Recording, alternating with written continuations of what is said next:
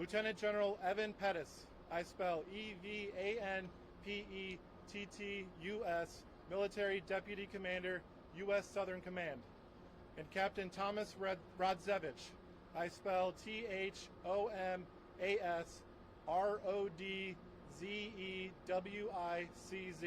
Commanding Officer of U.S. Coast Guard Cutter James.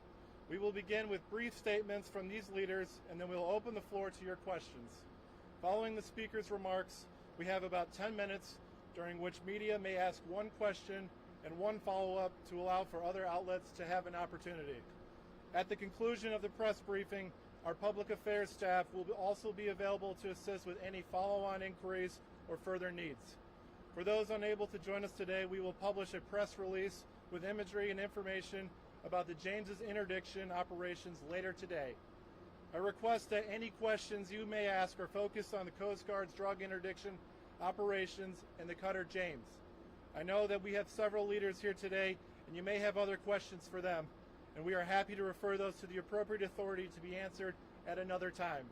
But we invited you here today for the James offload.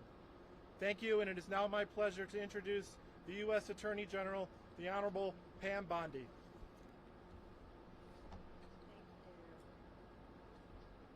Gentlemen, thank you. Kash, thank you. Director Patel, and I've got Acting U.S. Attorney Greg Kehoe, Middle District of Florida behind me. Thank you all for being here today. Today's operation is an example of the unprecedented collaboration between the military and the Department of Justice components, working closely with the U.S. Coast Guard. And look at all these great men and women in the Coast Guard. Thank you so much for your dedication.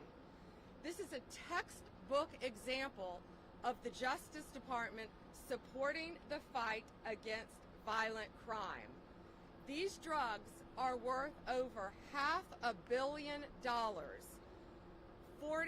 almost 45,000 pounds of cocaine, pure cocaine, uncut, and 3,800 pounds of marijuana. Congratulations again to the Coast Guard. You have done incredible work, Admiral, and your team, Captain, in securing these drugs. This team, with all the agencies I just mentioned, used drones, aircraft, and ships to interdict the traffickers off the coast of Peru, Ecuador, and the Galapagos Islands. What they did saved countless American lives. Countless lives. This cocaine would have been distributed throughout our country and perhaps throughout our world. 11 separate prosecutions will take place as a result of this, and they will be prosecuted in the Middle District of Florida. These defendants will be held accountable for bringing this poison into our country. I always say if we can save one life, we have done amazing work. And today we have saved thousands and thousands of lives as a result of this incredible cooperation. We believe two cartels, CJ&G and Sinaloa, were heavily tied to these shipments. This is a major blow to their financial operations and their efforts to distribute drugs throughout our country. It's an example of a prosecutor-led, intelligence-driven approach to stopping these criminal enterprises in their tracks. DOJ and all of the agencies involved will continue to dismantle this transnational criminal organization, lock these criminals up, and keep our country safe. The drugs that you have seen today will no longer destroy lives. They will help us lock up the criminals. Thank you all, and it is my honor to introduce the Director of the Federal Bureau of Investigation, Kash Patel.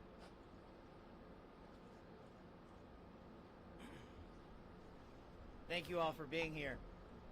General Bondi, we're here today because of your dedicated leadership to safeguard American lives, because you had the courage to follow President Trump's courage to put our children first and to make sure that the narco traffickers, and make no mistake, this administration has labeled them foreign terrorist organizations because that's what they are.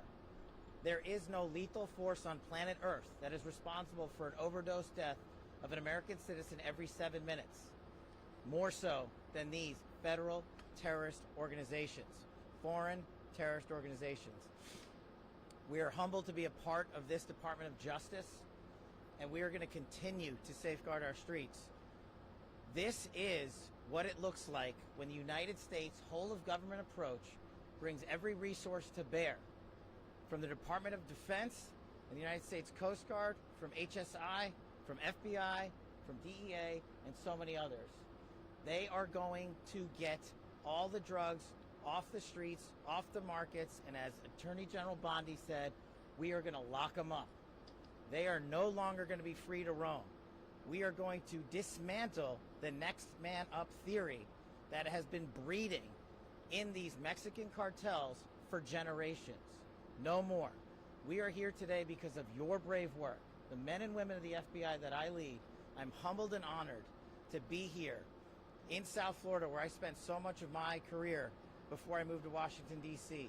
And looking around, I'm awe-inspired by the fact that when you take the rules and regulations that blockaded these brave men and women of law enforcement, military, and you unshackle them, then you should look at this seizure, and you should see how much it multiplies, and see how many children and how many young adults and how many adults' lives that we have just saved.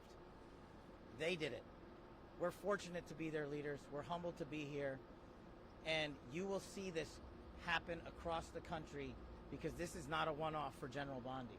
She has made this a mission priority, and the FBI will follow in every corner of this country and every square centimeter of this planet to eradicate the narco traffickers and the foreign terrorist organization that are killing American citizens. They will be held accountable. We will take preventive measures, and we will scour the ends of the earth to find every single one of them. Thank you so much for being here today.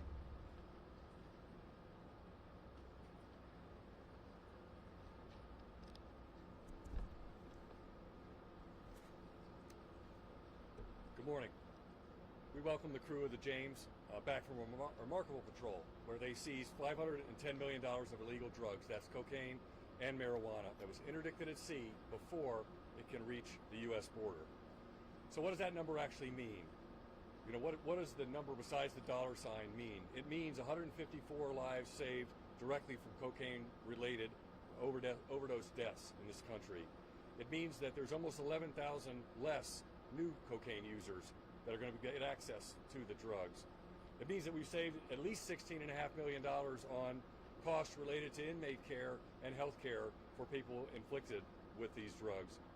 And from the Coast Guard standpoint, what this really means is a beautiful ship like the James heralds a new time for us, a new time of assets that impact the United States strategies for countering these cartels in new ways and disrupting the flow of illegal drugs. Just since February, the combined efforts of Coast Guard cutters James, Stone, Weishi, and Mohawk yielded over 59 metric tons of narcotics seized. That's $1.5 billion of revenue to the cartels. This success is a team success made possible through the dedication and coordination of our partners in DHS, DOD, and DOJ. Every day, the Coast Guard controls, secures, and defends the border and maritime approaches of this country, proudly serving as part of DHS at all times and as a military service and part of the armed forces. On the water and in the air, the Coast Guard and our partners are on the front lines to fight against these foreign terrorist organizations, including the cartels and other dangerous criminals who seek to traffic bulk cocaine, including illegal fentanyl and other deadly drugs, from entering into our communities. Under our DHS leadership, the Coast Guard has worked diligently to harden and secure the U.S. southern border and maritime approaches. Our message to the cartels is simple. We own the sea. You do not.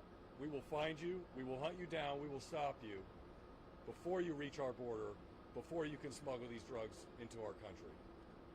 To the crew of the James you see here and all of our partners gathered, Thank you for the great work keeping America safe. Thank you very much, everyone. Semper Paratus.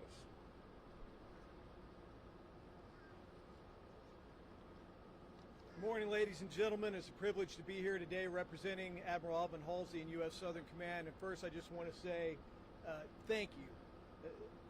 Attorney General Bondi, Director Patel, Admiral Moore, Captain Rodzovich, my apologies, and to the crew of the James, the brave men and women of the crew of the James. It's a real privilege to stand with you today. You know, the most fundamental duty of a DoD organization like U.S. Southern Command is to defend the United States against threats and defend her people, defend her Constitution. But this is a threat that by law, policy, design, DoD can't get after alone. It takes a team, and it's a privilege to be part of this team. You've heard the facts of what these amazing men and women have done, what the organizations that these amazing leaders have accomplished. But I just want to say thanks. You know, it is amazing to watch in action the machine that is our government interagency getting after this problem set.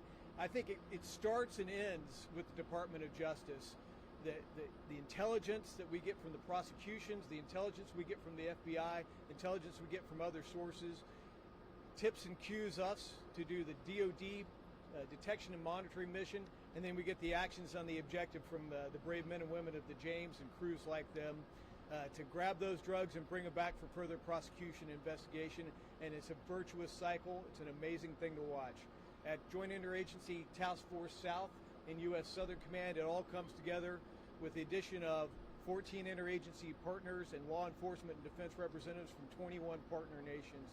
This is an incredible achievement, an incredible whole of government and partner nation accomplishment.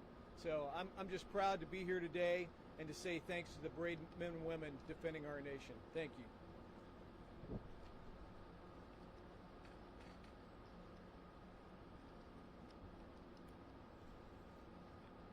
With great pride, I stand before you today reflecting on the tremendous accomplishments of Coast Guard Cutter James and the crew. What you see today is a result of the crew executing an unprecedented pace at sea of interdictions. In only 56 days in theater, James interdicted 11 drug smuggling vessels, seizing over 22 metric tons of cocaine and marijuana, and apprehending 34 narco traffickers. In all my years working in this vital mission, I have never witnessed such substantial results in such a short amount of time. What is not on display, though, is the incredibly challenging work done by our crew that went into these interdictions.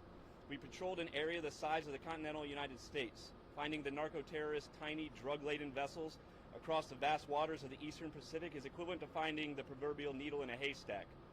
But the crew of the James showed narco-terrorists that we will find them.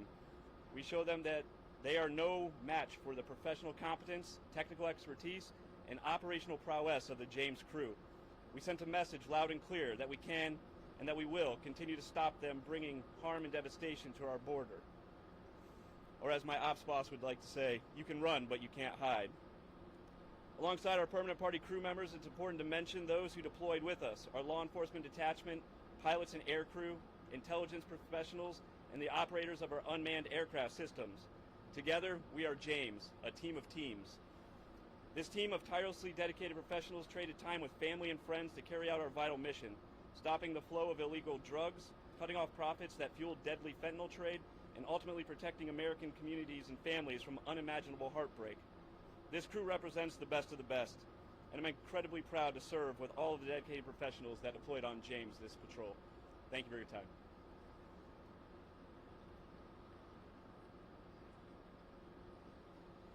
So we have a brief period for question and answer. Before we open up the question and answer, I'll ask that you raise your hand and then we'll call on you. Please state which speaker your question is for, what your name is, and which media outlet you're from. And again, as a reminder, we invited you here for the contraband offload, so please keep the questions on topic related to the interdictions of maritime interdictions of contraband at sea. So with that, I'll ask a first question over here. Yes, sir.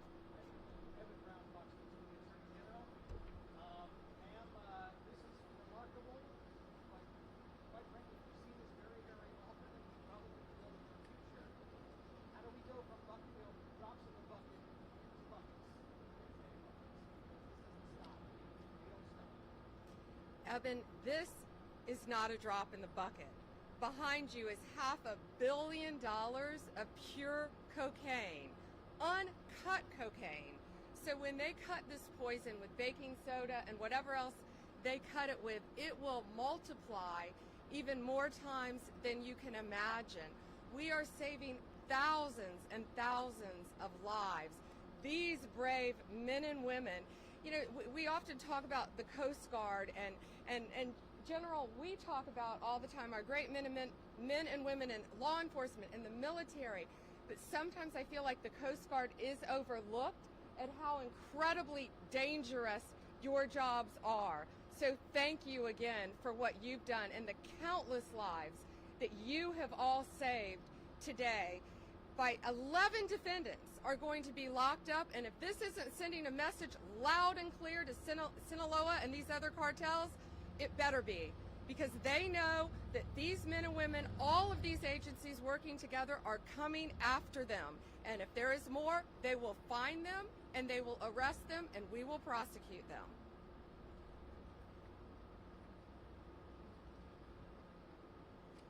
Thank you. Next question. General Bondi. If you'll allow me, I do have an on-topic and an off-topic question. On topic, I wanted to ask, can you tell us a little bit more about the 11 defendants who were arrested? Where are they from? What is their role in this operation? And where were these drugs headed? Have we released that? Still sealed, I'm sorry, about the 11 defendants. But they are tied to the two cartels that we mentioned. Okay. And then on the Alien Enemies Act, the Supreme Court ruled this week that the immigrants were being removed or entitled to due process, a chance to challenge their removal. The people who were already deported to El Salvador didn't have that chance. What happens to those people now? Yeah, well, the 261 that were on that, first of all, we're going to stay on topic from here on, but we are talking about the cartels. We're talking about foreign enemies, so I'll gladly answer that. The 261 on that first flight are 261 reasons why our country is safer. They are not coming back. They are staying in a prison in El Salvador.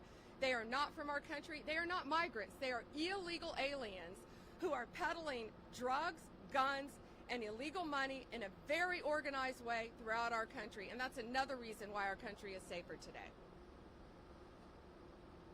Again, we have limited time, so please keep the questions on topic, and we will follow up with our appropriate public affairs staff to make sure that your needs are met.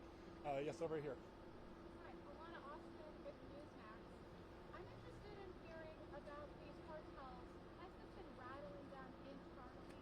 Are any of the people being taken into custody cooperating and talking about providing any valuable intelligence to you all, either knowingly or unwittingly from being taken into custody? As the team mentioned, it is changing the dynamic. The threat dynamic is changing, and you're seeing it here because it's a collaboration of law enforcement and military intelligence sharing along with the intelligence community that leads to these types of seizures, and as the General and the Admiral mentioned, in such speed that they have not seen in their careers. So it is more than rattling them. And it's not just this mission that the Department of Justice is leading here. This is one big example that we want to showcase the work of a team-led interagency process. And that's what it is. No one is taking credit for it. Everyone is putting the mission first. And the people that are hearing that message the loudest are the cartels and CJNG and Sinaloa cartels and the others down in the south of the border. But as these brave men and women have mentioned, there is no border that they will not defend. Every border is an operational offensive thanks to this interagency process and the brave folks of JIDF South and Southern Command. All right, we have time for one more question. Yes, over here. Allie Brown, Communication Department, General Bondi. I'm wondering, so we talked a little bit about where these individuals are from. They've already been designated as terrorists. That wasn't enough to stop them from trying to move these drugs into the country. You come out the head of a snake that's going to grow back several more. So are you thinking about threats or charges towards Mexico, towards anything that they're doing in the country to our south when it comes to preventing them from moving those drugs into the U.S.? Well, I think this sends a very loud message today, Ali. Sinaloa, all these gangs, TDA, MS-13, the cartels, all of the cartels throughout the world, I would think they're pretty frightened right now based on what's behind us, based on 11 defendants in custody as a result of this one bust, because it's all of these agencies standing behind me, working hand in hand with Homeland Security to get them off our streets. You're seeing what's happening. These people are an organized crime unit. And, you know, we've shut down the borders in Mexico, Canada. So now I think they're probably increasing through our ships, through our ports, but they're not going to get away with it, thanks to all these great men and women. It's a multifaceted approach to catching them. As I said, using drones, using aircraft, using any technique available to our military, to Homeland Security, to the FBI, to the DEA, to all of these agencies working together. We are ahead of them. We are going to stop them. And whenever possible, we're going to lock them up forever or get them out of our country to keep Americans safe. That was Donald Trump's directive on day one when he got elected. Keep America safe, make America safe. And that's what all of these people standing here today are doing. Is Mexico doing enough to prevent it from flowing in? Thank you. That concludes today's press briefing. If you have any other follow-up questions, a member of the U.S. Coast Guard Public Affairs staff can help meet those. We also will have a news release that will be published this afternoon that summarize all the events, as well as has photographs and videos for each of you to access. Thank you very much.